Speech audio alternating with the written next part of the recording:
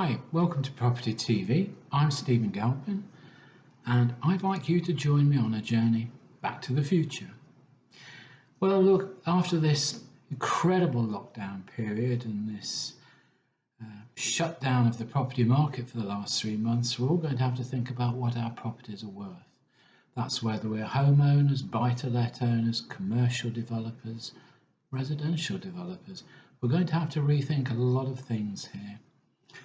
I think the first thing that I want to address is how we're going to understand what our properties are worth at the end of all this.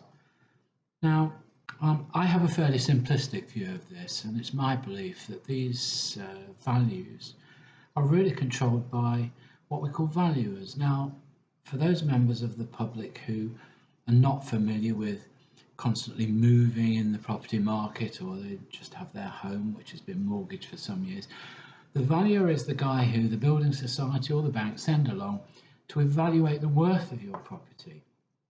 Now, this then is translated into a valuation which is sent to your bank or your lender, and they calculate a percentage of that value which they're prepared to lend on. Now, the trouble is, we've gone through a culture of aggressive marketing, and a lot of banks and building societies use valuers who offer a fairly cheap, no-frills service, just what's it worth, what would it be worth in a forced sale, and that's how the value is calculated. And disappointingly, we're often told that our properties are worth a lot less than what they are. Now, because I've been in property development for many, many years now, it seems as though I've spent a lifetime arguing with valuers about what property is worth in order to get a sale through and to get the financing for a particular property. Now, the danger is that whilst these valuers are actually obliged by their code of conduct, if you like, not to take into account the future, but to value on the basis of what's happening today and what the market is doing today, they don't always do that, because there's a sort of fly in the ointment for a valuer. If he overvalues and your lender lends money and it's shown that the valuer was over-optimistic or didn't take into account various factors, then he can be sued for any loss that the bank or lender incurs. So this has forced what I would say a sort of factory valuers to downvalue as a matter of course. Now, that means they come away from their insurance policies who cover them for any kind of negligence. They value those that they're nowhere near any sort of danger level, and that's what happens. Now, that of course leaves us with an undervalued property, difficult then to get the mortgage at the level we want, and we're faced with having to find more money, more equity to put into the deal. Not very satisfactory.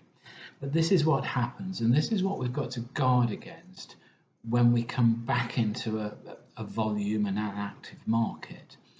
I'm very worried about this. I'm very worried about the kind of buildings we have, particularly here in London, where you have perhaps almost 1,000 apartments in one building. Well, if the valuers take a sort of down view of that building, then none of those developers are going to be able to complete on the sales that they've made, where people have bought off-plan as an investment, as a punt for a future value. It's going to be very, very difficult, and I suspect that we're going to have a lot of developers teetering on the brink of bankruptcy because of this.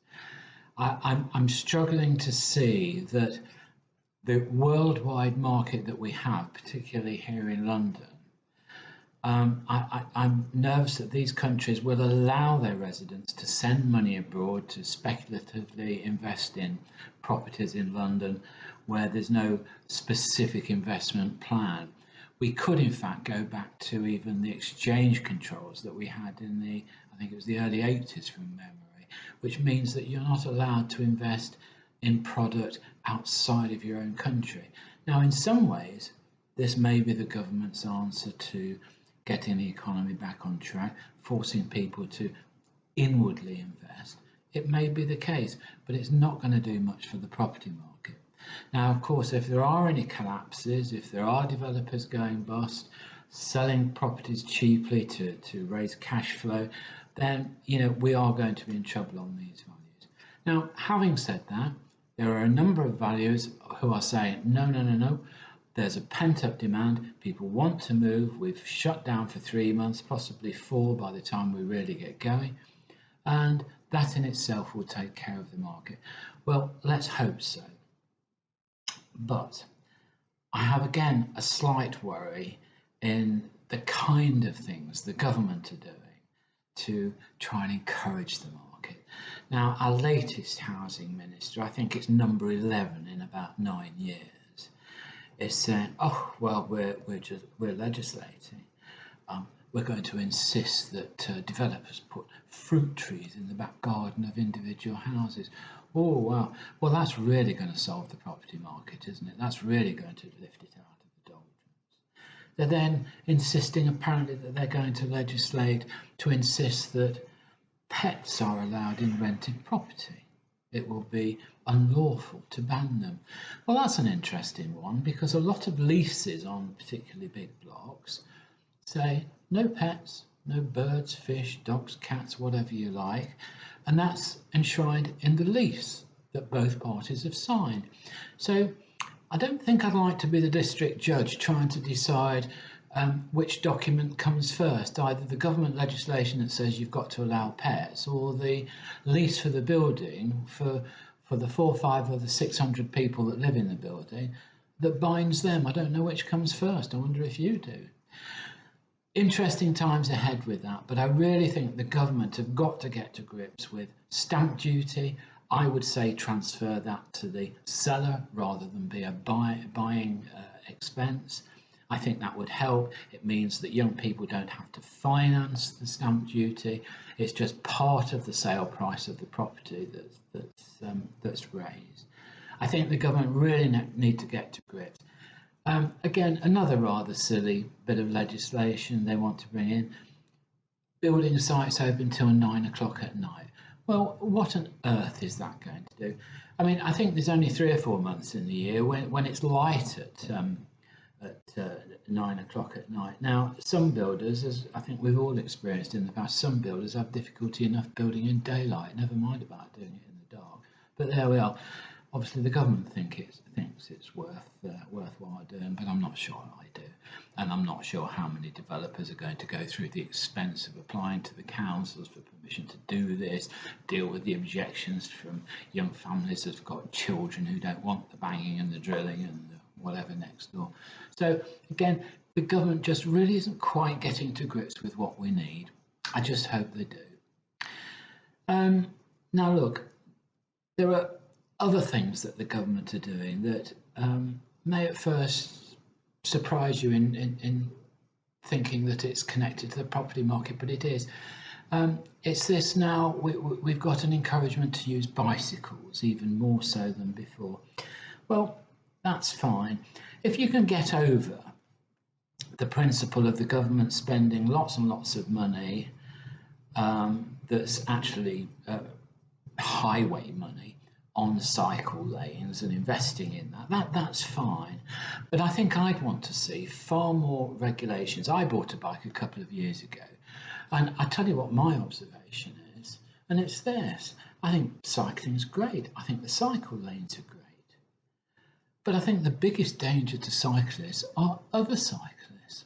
I see them flying through the red lights. I see them jumping up on the pavement. I see them using the road when there's a perfectly good cycle highway there. It's got to be better regulated.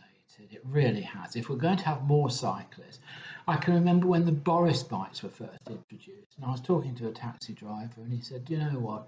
He said, "I've never seen so many incompetent suits wobbling about the city. It's an accident looking for somewhere to happen." And in many cases, it has been. I've sat as a magistrate for 16 years or so. I've had many cases in court where cyclists have been very aggrieved that they've been run over by a car, crashed up a pavement and bumped into a pedestrian who shouted at them and all this sort of thing. But when you get drilled down, when you get down to it, it's often the cyclist that's to blame.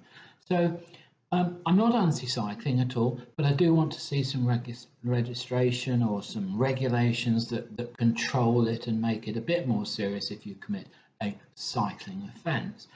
Now, what's the problem with that? I tell you what the problem is. The policeman stops somebody on a cycle and says, "You've been through the red light," and he says, "Well, so what?"